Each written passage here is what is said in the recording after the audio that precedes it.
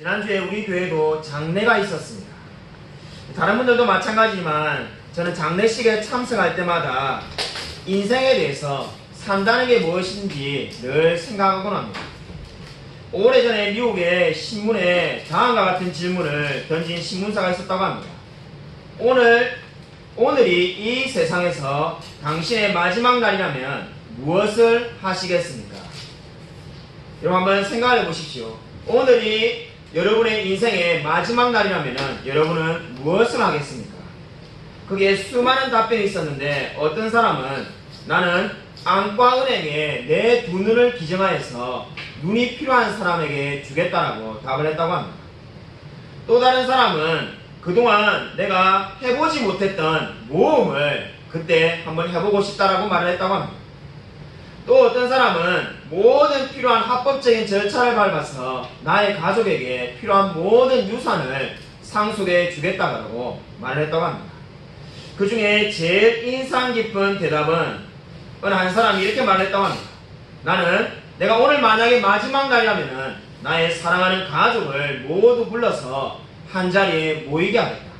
그리고 그들에게 그리스도가 나의 구세주라는 것을 알려주도록 하겠다. 그리고 나는 늘 항상 이 세상을 떠날 준비가 되어 있는 사람이었으며 사람에게는 한 번 죽는 것은 당연한 것이고 그 외에는 심판이 있다는 것을 그들에게 알려주겠다고 대답했다고 합니다. 여러분 이 말이 무엇을 말합니까?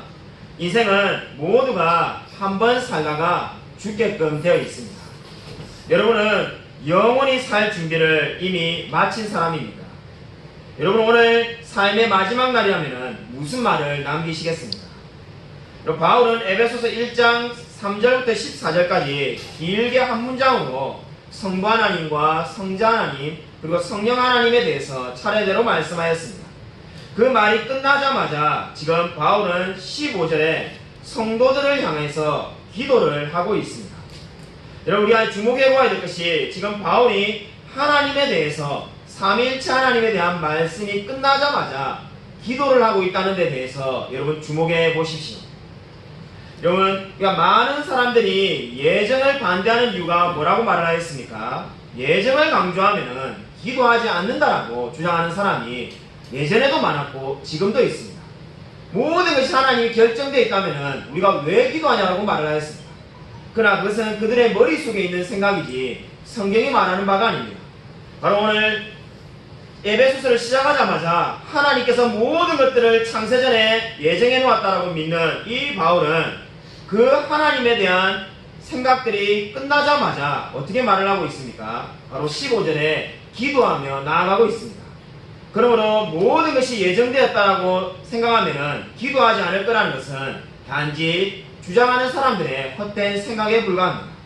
성경은 어떻게 말을 하고 있습니까? 하나님의 모든 것을 예정하셨다는 그 작정에 대해서 알면 알수록 우리는 기도할 수밖에 없다라고 말을 하고 있습니다. 오늘 이 기도에 주목해 보십시오. 위대한 설교자였던 제임스 몽고메리 보이스 목사님은 에베소서 1장 17절을 이렇게 평가했습니다. 에베소서 1장 17절이야말로 목사의 참된 기도라고 말을 하였습니다. 진정으로 성도를 사랑하는 목사의 참된 기도가 바로 에베소서 1장 15절, 16절, 17절이라는 겁니다. 하나님을 정말로 사랑하며 성도를 사랑하는 자는 기도할 수밖에 없다는 것을 강조하고 있습니다. 여러분 오늘 이 기도를 가만히 보시면 기도가 두 개로 나누어져 있다는 것을 알 수가 있습니다. 첫 번째 기도는 17절에 하나님을 더 잘 알게 해달라고 지혜와 계시의 정신을 달라고 지금 기도하고 있습니다. 바울의 기도의 첫 번째 부분이 바로 17절에 나와 있습니다. 여러분 하나님을 더 알게 해달라고 기도한 적이 있습니까? 가장 최근에 하나님을 더 알게 해달라고 기도한 적이 언제였습니까? 아마 이 질문에 대해서 우리가 이렇게 생각할 수가 있습니다. 아니 도대체 바울 선생님은 이 에베소 교인들이 하나님을 몰라서 이렇게 기도하고 있는가 이렇게 생각할 수 있습니다. 아니면 하나님을 아는 지식이 뭔가 비밀에 쌓여 있어가지고 특별한 사람만 깨닫기 때문에 이렇게 기도하고 있는가라고 오해할 수가 있습니다. 그러나 그러한 의미가 아닙니다. 바로 하나님을 이미 알고 있는 자들이 에베소 교인들입니다. 그리고 하나님에 대해서 잘 알고 있습니다. 그런데 더 깊이 알아가야 된다라고 지금 말을 하고 있는 겁니다. 왜 더 깊이 알아가야 됩니까? 놀랍게도 우리가 더 깊이 알아갈 수 있는 근거가 내가 하나님을 안다는 사실이 아니라 하나님께서 나를 알고 계시기 때문에 하나님을 더 깊이 알아가야 된다고 성경 말씀하고 있습니다. 내가 하나님을 안다는 것보다 더 중요한 사실이 무엇입니까? 바로 하나님께서 나를 알고 계신다는 겁니다. 여러분 이 말을 반드시 기억하시기 바랍니다. 하나님께서 저와 여러분을 알고 계신다는 것이 얼마나 큰 위로가 되는지 모릅니다. 이 세상에 수많은 사람들이 있습니다. 그리고 우리가 하나님을 위해서 뭔가를 해드린 것이 아무것도 없는데 하나님이 우리를 알고 계시며 우리를 사랑하시고 우리를 선택했다고 말씀하고 있습니다. 바로 이 이유가 바울이 오늘 성경에서 하나님을 더 알게 해달라고 기도하고 있는 이유입니다. 여러분 지금 생각을 한번 해보십시오. 처지가 급박한 사람은 바울입니다.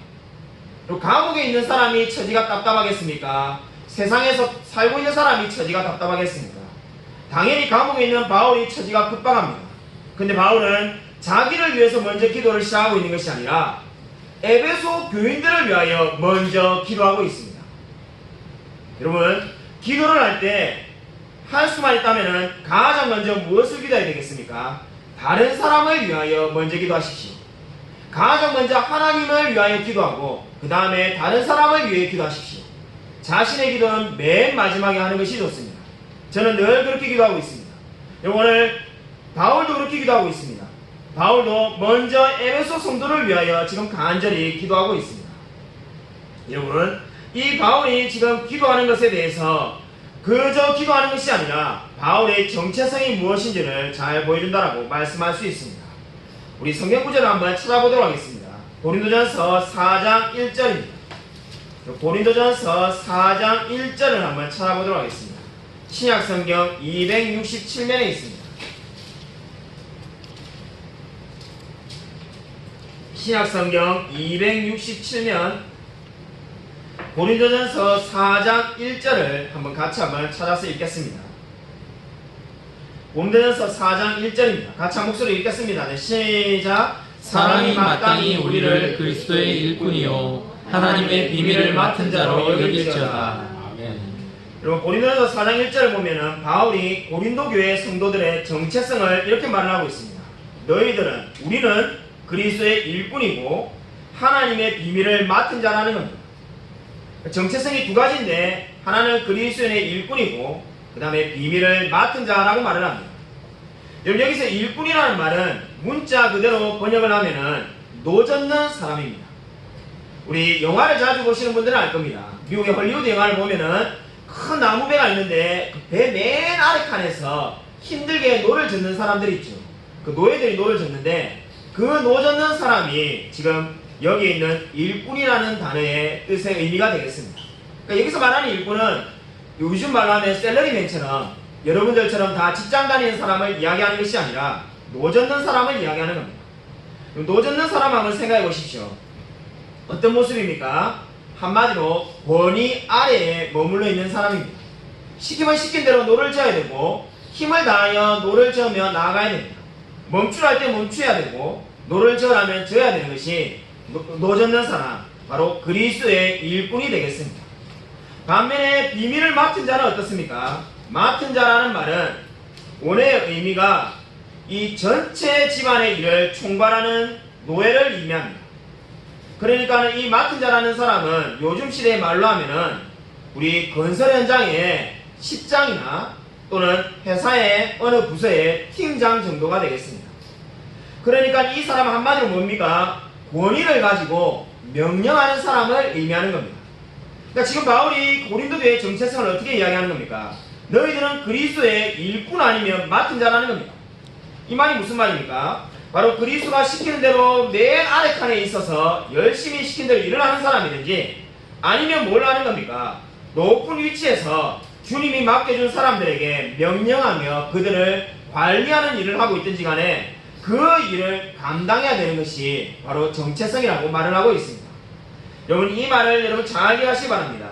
바로 지금 바울이 고린도 교회 사람들에게 뭘 말을 하고 있습니까? 너는 어느 위치에 있든지 간에 일꾼의 자리에 있든지 맡은 자에 있든지 간에 그 일을 반드시 감당해야 된다고 말을 하였습니다. 여기 이 말씀을 잘 기억하면서 다시금 에베소서 1장으로 돌아보십시오. 바울은 어떠한 위치에 있든지 간에 그 일을 감당해야 된다라고 늘 말을 하였습니다. 그런데 지금 바울이 하나님에 대한 말씀이 끝나자마자 기도하는 이유가 무엇이겠습니까? 바로 바울은 자신이 감당해야 될 것은 기도라는 것을 잘 알고 있다는 겁니다. 바울은 지금 하나님에 대한 신앙 고백이 끝나자마자 기도를 하고 있습니다. 이 기도의 모습이 무엇을 보여줍니까? 바로 바울은 목사는 기도하는 사람이라는 것을 보여주고 있습니다. 기도하는 것이 바울의 책무이고 바울의 일이라는 것을 보여주고 있습니다. 쉽게 말하면은 기도가 곧 목회라는 겁니다. 안타깝게도 우리는 기도를 너무나도 적게 하는 시대에 살고 있습니다. 제가 추측하건대 교회사 시대 전체를 통틀어서 우리가 살고 있는 시대가 가장 기도를 적게 하는 시대가 아닌가 하는 생각을 가지고 있습니다. 제가 아일랜드에 살 때 일입니다.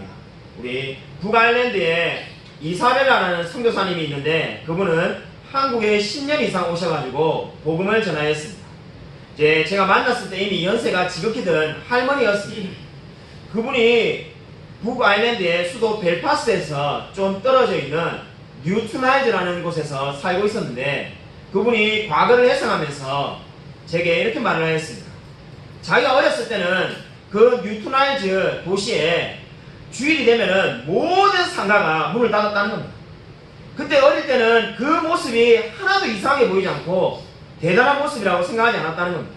지금 보면은 주일날에는 모든 상가가 문을 연다는 겁니다. 우리나라도 마찬가지지만 주일날 장사가 더 잘 되는 거죠. 주일날은 매상이 2배, 3배 더 오르기 때문에 모든 가게가 문을 연다는 겁니다. 근데 왜 어릴 때는 그러면은 모든 사람이 기독교인이었기 때문에 모든 가게가 문을 닫았냐고 제가 물었습니다. 그러니까 그런 것이 아니라 기독교인은 그 당시에도 70%, 80% 정도밖에 안 됐는데 어차피 주일날 가게를 열어봐야 장사가 되지 않기 때문에 모든 가게가 다 문을 닫았다는 겁니다. 근데 지금은 어떻다는 겁니까? 지금은 이제 모든 가게가 문을 열고 도무지 기독교의 냄새가 나지 않는 그런 세상이 되었다는 겁니다.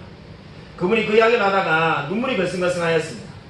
그분의 아버지 세대는 자신들에게 너무나 신앙생활하기 좋은 세상을 물려주었는데 이제 자신들은 이제 시대가 얼마 남지 않았는데 너무나 비신앙적이고 너무나 비성경적인 신앙생활하기 힘든 세상을 자녀들에게 물려주게 되었다는 겁니다. 여러분 그 이유가 제가 어디 있냐고 물으니까 그분이 기도를 하지 않아서 그렇다라고 대답하였습니다. 자신의 아버지 세대는 너무나 기도하는 사람들이었는데 이제 자신의 세대는 기도하지 않고 그저 머리로만 신앙생활하는 사람들이라는 겁니다. 여러분 우리의 현실을 보십시오. 우리는 왜 기도를 적게 하고 있을까요?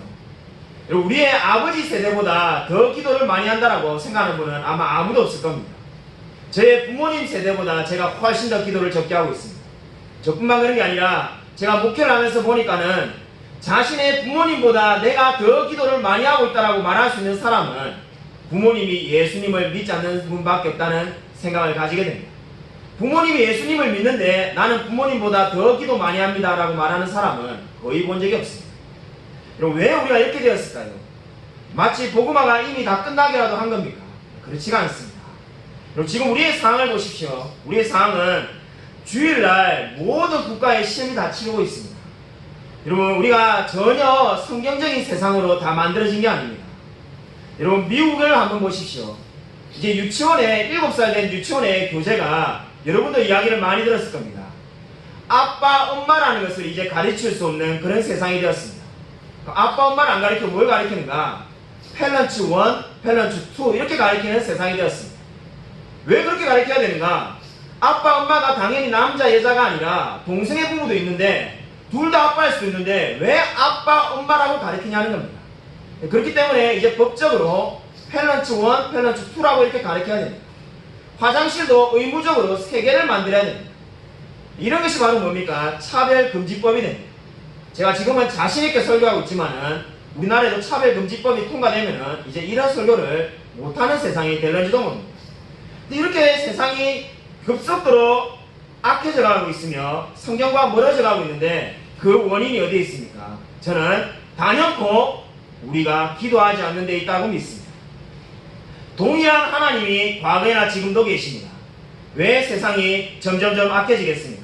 그 이유는 저와 여러분이 이 성도를 향한 기도를 하는 이 바울의 심정으로 이 세상을 붙들며 기도하지 않기 때문입니다. 여러분은 얼마나 자녀들을 위하여, 그리고 이 세상을 위하여, 나라를 위하여, 그리고 민족을 위하여 기도하고 있습니까?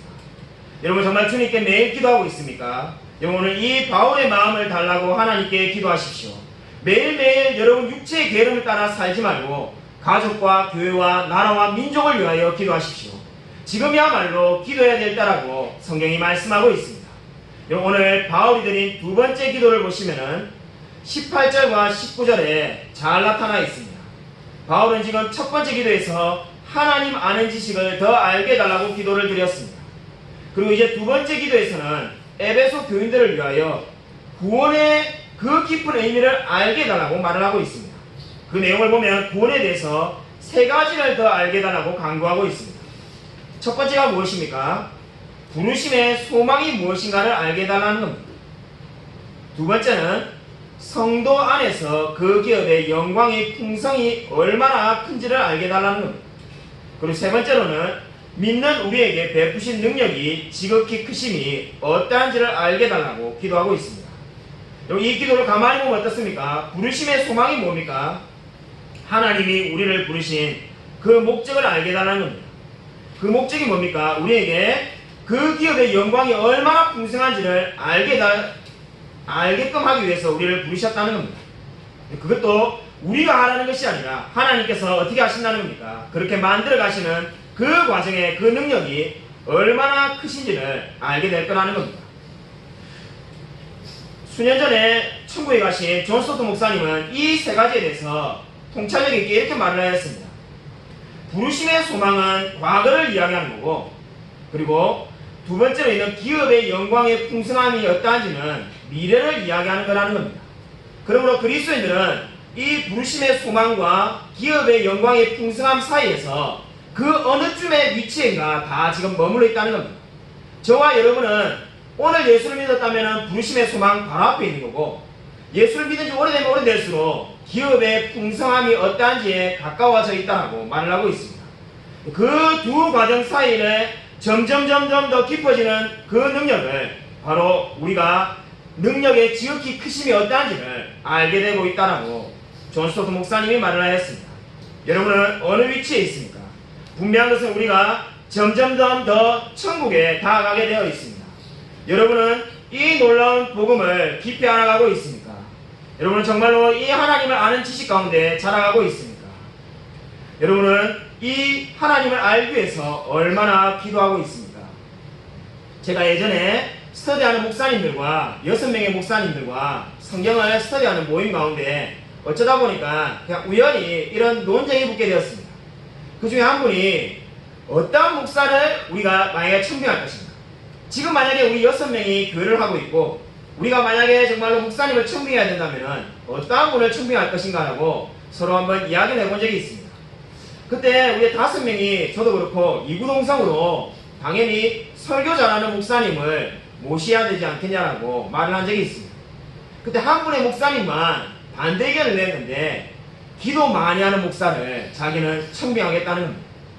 그래서 저도 속으로 그 당시에 그래 생각했습니다. 그 말이 되는 소리냐. 제가 반론할 필요도 없이 한 분이 멋있게 비유를 들었습니다. 생각을 해보십시오.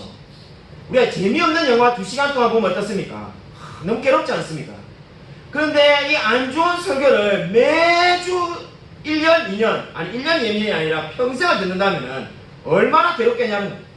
그래서 이게 설교를 못하는 분을 모시고 사는 것은 굉장히 고통스럽다면서 제 마음에 딱 맞는 비유를 그분이 들어주었습니다. 그래서 논쟁에 우리가 이겼을 거라 생각하고, 특별히 우리가 5대1이니까요 5명이 설교를 잘하는 사람이 진짜 목사라고 계속 주장했습니다. 근데 그분이 굽히지 않고 기도를 많이 하는 분이 참 목사라고 말하는 분이 이렇게 말을 하였습니다. 기도를 하지 않는 것은 이미 목사가 아닙니다. 기도를 하지 않는다는 것은 목회를 하지 않는 것입니다. 그 말에 우리가 아무런 반론을 제기할 수가 없었습니다. 결국 논쟁은 우리가 질 수밖에 없었습니다. 그때는 마음에 완전히 와닿진 않았지만은 그냥 논쟁을 접은 건데 생각하면 생각할수록 시간이 지나면 지날수록 그 말이 옳다는 생각이 듭니다. 저는 예전에 한 15년 전에 전도사 시절에는 설교 잘하는 목사님이 세상에서 제일 뛰어난 사람이라고 생각했어요. 설교 못하는 사람은 제가 솔직히 늘 뒤에서 욕하고 아니면 비판하고 이렇게 살았어요.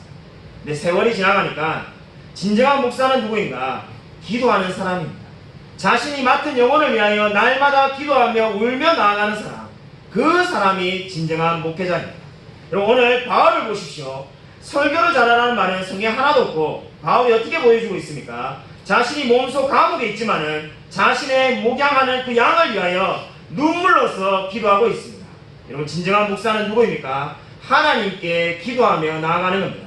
자신들이 맡고 있는 그 성도를 향하여 그 사람들이 10명이든 100명이든 1000명이든 그를 위하여 늘 기도하는 사람이 진정한 목사라고 성경은 말을 하고 있습니다.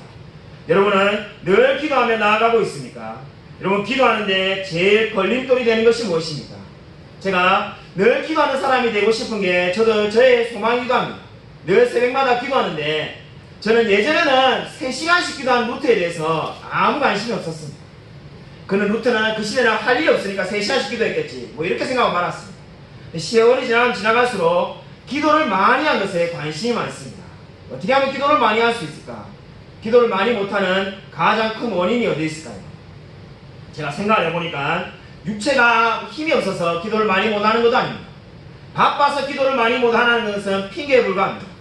기도하는데 제일 걸림돌이 되는 것은 염려가 기도하는데 가장 큰 걸림돌이 됩니다. 여러분, 저와 여러분 마음 가운데 염려가 있을 때 우리가 기도할 수가 없습니다. 마음에 가득한 염려가 있는데 어떻게 기도할 수 있겠습니까? 여러분, 염려가 무엇입니까? 내일의 일을 앞당겨서 오늘 살려고 하는 것이 염려입니다. 한마디로 하루에 이틀치를 살려고 하는 것이 염려가 되겠습니다. 또는 하루에 한 달치나 1년치를 다 살려고 하는 것이 염려입니다. 오늘을 살고 있는데 1년 뒤와 10년 뒤를 염려하는 것, 그것이 바로 염려입니다. 여러분은 정말로 염려하지 않고 주님만 의지하고 있습니까? 여러분, 염려하는 것은 결국 오늘의 힘밖에 없는, 오늘을 살 수밖에 없는 힘밖에 없는 자가 내일의 짐까지 짊어지려고 하는 것이 염려가 되겠습니다. 여러분, 진정으로 염려하지 않고 주님만 의지하며 신뢰하며 나아가고 있습니다. 저는 어디선가 이런 말을 예전에 읽은 적이 있습니다. 염려가 뭔가 줄타기를 하는 사람과 같다는 겁니다. 한 손에는 과거라는 흩어진 가방을 들고 한 손에는 미래에 대한 두려움이라는 가방을 들고 어쩔 줄 몰라하며 줄타기를 하는 사람이 염려하는 사람입니다. 여러분, 혹시 염려하며 기도하지 않고 나아가고 있지 않습니까? 여러분, 날마다 기도하며 나아가십시오. 여러분, 체스터턴이라는 사람은 이런 말을 한 적이 있습니다. 우리가 넘어질 수 있는 방법은 수없이 많지만은 설 수 있는 방법은 한 가지밖에 없다라고 말을 하였습니다. 그렇습니다. 우리가 넘어질 수 있는 유혹은 너무나 많습니다. 돈, 인간관계, 건강 등 수많은 것들이 우리를 넘어지게 만듭니다. 그러나 저와 여러분이 올바로 설 수 있는 방법은 한 가지밖에 없습니다. 어떻게 하면 그리스도 앞에서 올바로 설 수가 있습니까? 기도하지 않고는 올바로 설 수가 없습니다. 여러분, 우리 시대에 가장 필요한 것이 무엇입니까? 기도하는 사람이 가장 필요합니다. 여러분, 정말로 늘 기도하며 나아가고 있습니까? 페리아 이야기입니다. 이분이 목회 초기에 뛰어난 목회자가 되기 위해서 이제 위대한 설교자를 찾아다녔습니다. 그때 죽어가는 사람이 있다고 해서 북아일랜드에 앤드류 프레이저라는 뛰어난 설교자를 찾아갔습니다. 폐결에 걸려서 이제 죽어가고 있습니다. 그래서 마치 비법을 알아가려고 하는 마음처럼 해리 아이언사이드가 이제 어차피 천국에 꼭 가시는데 저에게 그 탁월한 능력의 비법을 좀 알려달라고 찾아가서 구하였습니다. 그러자 젊은이 여기 앉아보게 하면서 이야기합니다. 이 아이언사이드가 흥분합니다. 한 시대를 풍미했던 최고의 설교자 앤드류 프레이즈가 어떻게 이렇게 탁월한 설교를 했는지 이제 알기 위해서 그 앞에 받아 적으려고 종이를 들고 펜을 들고 그 한마디 한마디에 집중하고 있습니다. 그때 이렇게 말을 합니다. 그때 눈물 내면서 쭉 이렇게 진리를 풀어줍니다. 그냥 설명하는 게 아니라 자기가 성경 보는 방법들을 여러 가지 이렇게 쭉 이야기합니다. 이야기를 듣는데 아이언사이드가 눈물을 냅니다. 참지 못하고 어디서 이런 것을 다 깨달았습니까? 라고 묻습니다. 도대체 누가 이런 걸 다 알려줬습니까? 무슨 책을 읽으면 이래 됩니까? 제발 좀 책을 좀 읽게 해주십시오. 이렇게 말을 합니다. 그때 앤드류 프레이즈가 이렇게 말합니다. 나에게 가르쳐준 사람이 아무도 없습니다. 저는 당시에 신학교가 없어가지고 신학교도 못 다녔습니다. 그러면 내가 어떻게 이걸 다 깨달을 수 있습니까? 저 북아일랜드의 어느 지방에 가면은 조그마한 찌그러져가는 오두막집이 있는데 거기에 마루에 무릎을 꿇고 날마다 기도하면서 이 모든 것을 깨닫게 되었습니다. 하나님이 깨닫게 해주신 것입니다. 그때 믿지 못하겠다는 듯이 아이언사이드가 멍한 얼굴로 쳐다봤습니다. 아니 기도를 하긴 했지만 분명히 누가 가르쳐주지 않았겠냐고 말을 하니까는 그때 앤드류 프레이즈가 아이언사이드에게 이렇게 말하였습니다. 젊은이 정말로 뛰어난 설교자가 되고 싶은가? 기도를 하라. 하나님이 성령이 당신에게 역사해주지 않는다면 당신이 절대로 성경 말씀을 한 구절도 깨달을 수 없을 거라고 그렇게 말을 해줬다고 합니다. 이 이야기가 무엇입니까? 말씀을 깨닫기 위해서는 기도해야만 한다는 겁니다. 저와 여러분의 신앙의 선배들이 늘 하는 말이 있었습니다. 우리 개혁주의 신앙의 모토였는데 성령의 이중적인 기름 부음에 대해서 들어보았습니다. 우리 개혁주의 신앙의 특징입니다. 개혁주의 신앙은 성령이 이중적인 기름 부음을 역사한다라고 늘 믿어왔습니다. 어떻게 이중적인 기름 부음인가? 첫 번째, 하나님께서 어떻게 말씀에 기름을 부으시는가? 말씀 안에 계신 성령입니다. 말씀 안에 계신 성령이 뭘 말하는가? 말씀을 기록한 저자들 마음 가운데에 성령이 감동 감화 역사하셨다는 겁니다.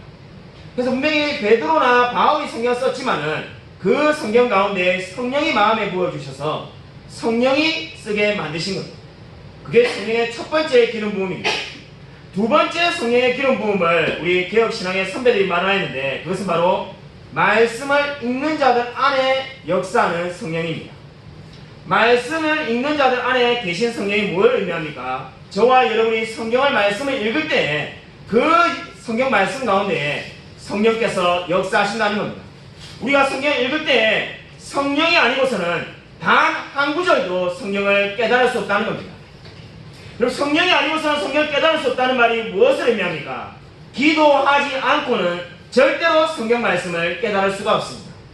여러분 동일하게 같이 설교를 듣지만 어떤 사람은 그리스도를 영접하고 어떤 사람은 하나님을 믿지 않습니다. 같이 교회를 1년을 다녀도 어떤 사람은 신앙이 자라가고 어떤 사람은 교회를 떠나버립니다. 그 차이가 어디서 만들어집니까? 바로 성령의 이중적인 기름 부음에서 차이가 나는 겁니다. 여러분 성령 하나님을 의지하십시오. 성령님께서 여러분에게 역사하지 않는다면 절대로 이 말씀이 깨달아지지가 않습니다. 여러분이 아무리 노력을 한들 이 성경 말씀이 절대로 여러분께도 되지가 않습니다. 저는 최근에 개척을 한 이후로 제가 중국 신천에 5번을 강의하게 됐는데 제가 5번을 강의하러 가고 난 다음에 이번에 마지막 최근에 5번째 간 이 5번째 갔을 때 우리 이하평 목사님이 제게 이렇게 물었습니다. 이 5번이나 오면은 들을 게 없어가지고 그만 모시려고 생각해야 되나 이런 생각을 할 줄 알았는데 올 때마다 늘 계속 새로운 것이 있는데 도대체 뭐 어떻게 성경을 연구합니까? 이렇게 물어보거든요. 제가 뭐 특별한 게 어디에 있겠는가? 늘 똑같은 방법으로 합니다 이런 말 하니까 아니 자기가 진심으로 말하는데 어떻게 성경을 연구하면은 이런 강의를 했는지 제가 이렇게 물었습니다. 특별히 제가 이번에 강의하러 갔을 때 아무런 강의안을 가지고 가지 않고 성경책 한 권만 가지고 가가지고 30시간을 다 강의했습니다. 제게 비법이 뭐냐고 간절하게 물었습니다. 제가 그래서 저는 뭐 이런 거 비법도 없고 아무것도 없다고 하니까 뭔가 좀 이야기를 해봐라면서 물었습니다. 제가 솔직히 최근에 느낀 것이 있는데 제가 그 최근에 느낀 걸 그냥 솔직하게 말을 해주겠다라고 그러면서 적용할 걸 적용하고 알아들라고 말했습니다. 제가 이하평 목사님처럼 예전에 10년 전에는 아니 불과 3, 4년 전에는 책을 많이 읽으면 뛰어난 설교자가 될 줄 알았어요. 제가 1년에 책을 보통 200권, 300권씩 읽는데 그렇게 많이 읽다 보면 먼 날이 오겠지 해가지고 미친듯이 독서를 했다. 제가 1년에 한 권, 그러니까 하루에 매일 한 권씩 그렇게 1년을 300권, 심지어 400권을 읽은 날도 있다. 그렇게 읽어도 잘하지 않다. 제가 아무리 읽어봐도 잘하지 않더라고. 제가 이제 그 이하평 목사에게 말을 했습니다. 내가 왜 이렇게 잘하지 않는지 모르겠다. 근데 어느 날 제가 뭐가 문제가 있는지를 알게 된 사건이 있었는데 내가 냉랭하기 때문에 변화되지 않는다는 걸 알게 됐다. 내가 알게 됐다는 걸 알고 내가 이하평 목사님에게 제가 이렇게 말했습니다. 기도를 해야만이 말씀을 깨달을 수 있다. 책만 많이 본다고 절대로 훌륭한 목사가 되지 않는다. 정말로 훌륭한 목사가 되고 싶다면 기도를 해라. 제 이하평 목사님이 원하는 대답이 아닌가 멍하게 바라보시잖아요. 아니 무슨 책을 봐라, 무슨 주석을 봐라 이렇게 말할 줄 알았는데 책은 적당히 봐도 되고 기도를 그 시간에 더해라. 내가 예전에는 책 많이 보는 사람이 최고라고 생각하고 책만 보고 살았지만은 이제 기도해야 된다는 것을 깨닫게 되었다고 목사님에게 말해 주셨습니다. 기도를 할 때 하나님께서 바로 성령의 이중적인 기름 부으심처럼 말씀을 깨닫게 하고 그 말씀이 살아 역사하게 만들 거라고 제가 말을 해 주었습니다. 사랑하는 여러분, 여러분에게도 마찬가지로 적용할 수가 있습니다. 여러분 얼마나 기도하고 있습니까? 내가 아무리 노력을 해도 하나님께서 깨닫게 해주지 않는다면 결코 성경이 열려지지가 않습니다. 성경은 세상에 있는 학문과 다릅니다. 세상에 있는 철학이나 심리학이든 아니면 경영학이든 그 모든 학문들은 자기가 노력하면 어느 경지에 오를 수가 있습니다. 그러나 성경은 어떠합니까? 바로 하나님께서 역사해주지 않는다면 결코 한 문장도 우리가 깨달을 수가 없습니다. 여러분 진정으로 이 놀라운 지식을 알아가고 있습니다. 오늘 하나님을 아는 바울이 어떻게 말을 하고 있습니까? 하나님 아는 지식이 더 깊어지게 해달라고 기도하고 있습니다. 여러분은 늘 기도하며 살아가고 있습니다. 아무쪼록 오늘 이 바울의 놀라운 두 기도처럼 하나님을 더 알아가며 그 하나님을 삶에서 누리시는 우리 모든 성도님이 되시기를 주님의 이름으로 간절히 축원드립니다.